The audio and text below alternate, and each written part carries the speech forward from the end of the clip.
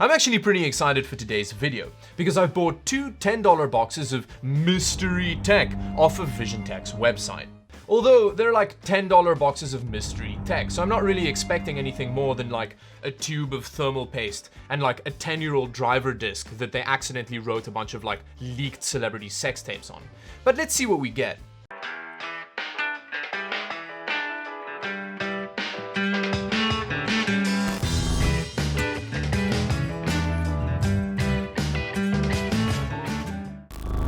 Now let me just quickly deal with the fairly large elephant in the room here. I know that Brian from BPS Customs did pretty much this exact video about a week ago. Now Brian, I didn't mean to steal your video idea. I don't want to throw anyone under the bus here, but I was told about these mystery boxes by some people on my Discord, and then only after I bought them did they tell me that you had already done the video idea, so I hope you will forgive me for blatantly stealing your content. Now with my terrible excuse out of the way, let's get into the video. Now, there are actually 4 different types of mystery boxes that you could buy at one point on Visiontek's website, but they only had the $10 ones and the $5 ones left in stock when I bought mine. So I bought 2 $10 boxes to see how much variation there is between the boxes. And here we have the 2 boxes. This is actually really exciting. I have no idea what's in either of these. It could be anthrax. You know, we don't know. This could become a very exciting video very quickly. This one feels fairly heavy and fairly substantial, whereas this one's really light.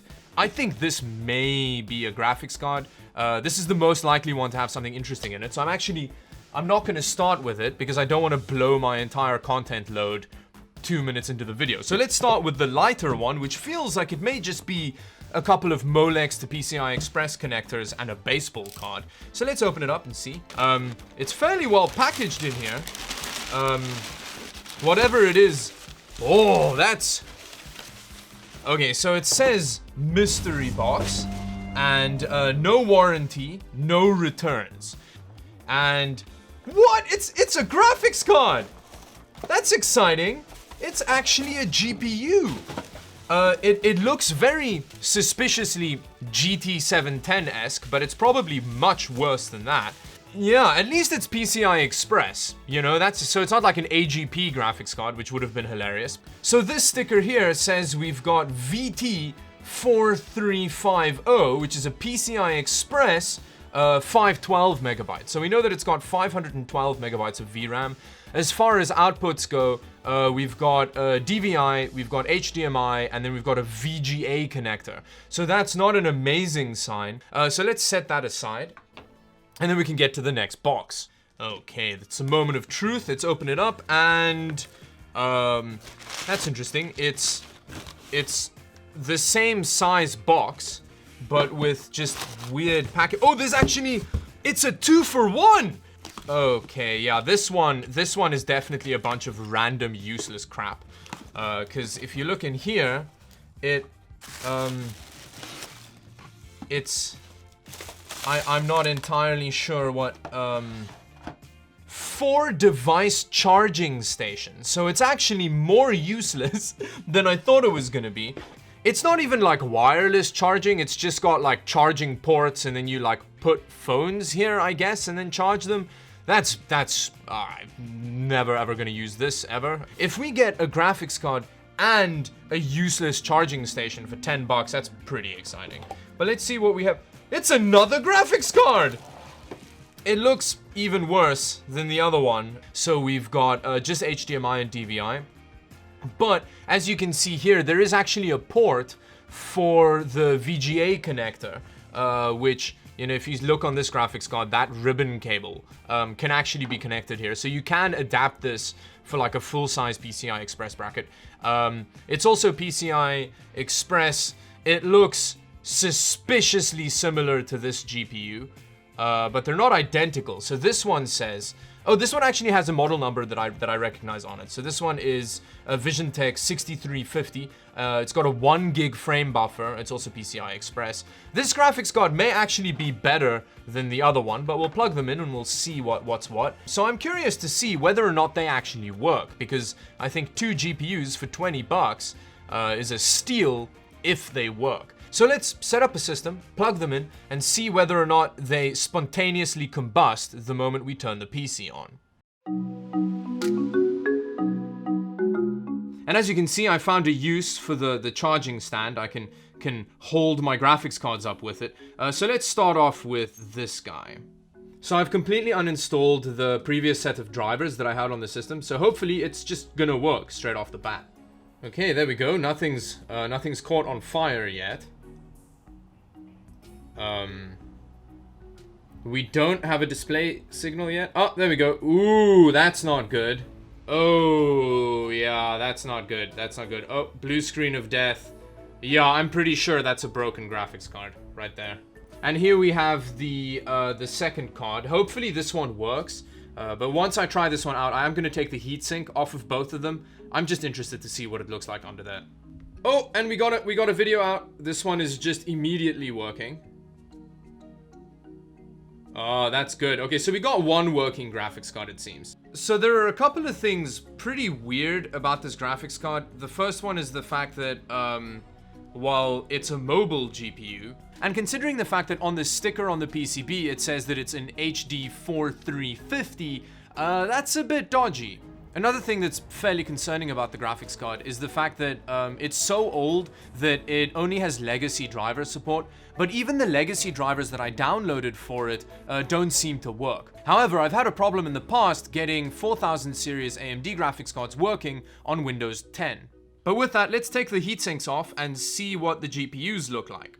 Okay, here we have the actual working GPU.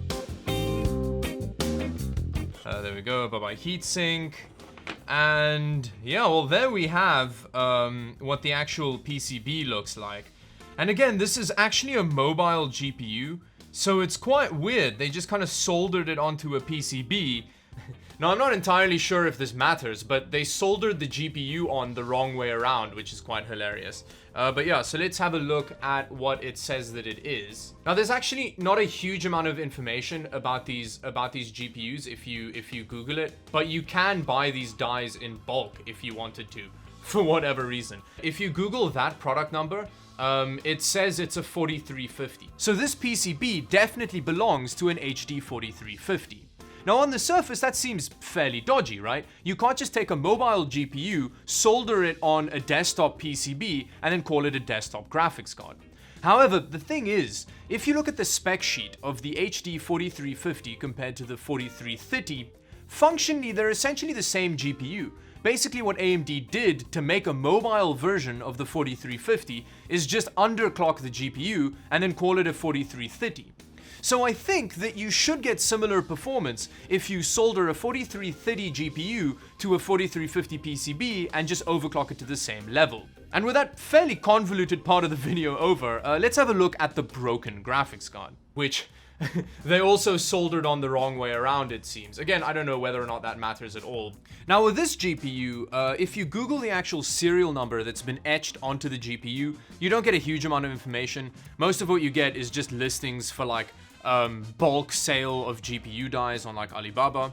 But if you Google the serial number on the back of the PCB, you do actually get information about the 6350, which, you know, if you dig a little bit, you'll find photos of the GPU die, which actually has similar serial numbers and stuff printed on it. So I think this one may actually be a 6350. The only problem with it is that, well, it doesn't really work, so I can't verify it with software like GPU-Z, for example. Now, I have a bit of a tinfoil hat theory about these mystery boxes. Now, this is gonna sound pretty far-fetched, but I think that they're a marketing ploy. I think, considering how popular like mystery unboxings are on YouTube, I think Visiontek saw this as an opportunity to get some free advertising on YouTube.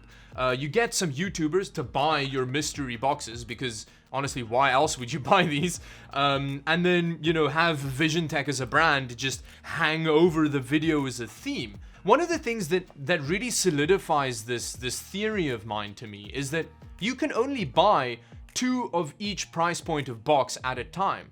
If they were just trying to get rid of all of this crap and get a little bit of extra money, why would they stop you from buying $110 boxes of mystery tech? Why are you only allowed to buy 2 a customer? Now, again, this is just a theory. Let me know in the comment section below if you agree with me. So in a shocking turn of events, the most useful thing we got from these 2 loot boxes was this sweet GPU stand.